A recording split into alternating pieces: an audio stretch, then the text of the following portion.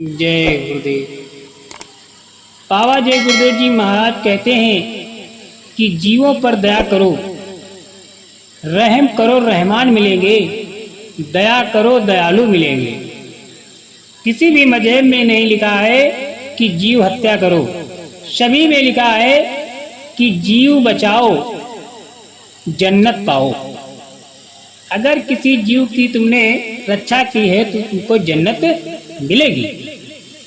इसी विषय में एक दृष्टांत आता है।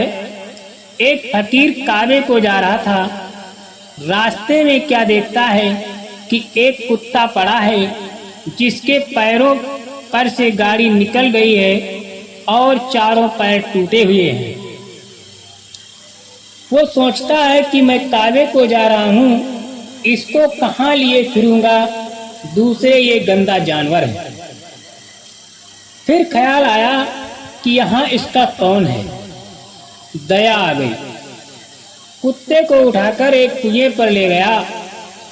कुआं वीरान में था, रस्सी डोल वगैरह नहीं थे, न कोई पानी निकालने का इंतजाम ही था।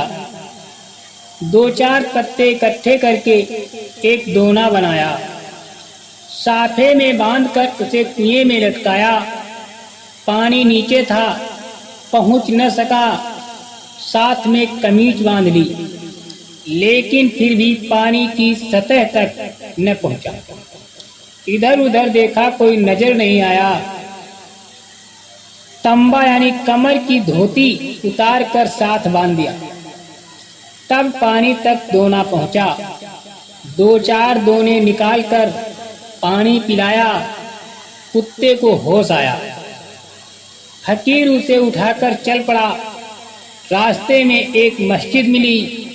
उसने मुल्ला से कहा कि तू इस कुत्ते का ख्याल रखना, मैं काबे को जा रहा हूँ, आकर ले लूँगा। जब रात को सोया तो वसारत यानी आवाज़ आई कि तूने मेरे एक जीव की रक्षा की है, तेरा हज कबूल है। अब चाहे हज पर जाए या ना जाए, तेरी मर्जी। इस प्रकार के दृष्टांत से आप लोगों को समझना चाहिए कि जब एक फकीर एक जीव की रक्षा खातिर जन्नत को जा सकता है, हज कबूल हो सकती है, तो फिर ऐसा कार्य क्यों करते हो? हजारों लाखों जीवों की हत्या करते हो। जय गुरुदेव।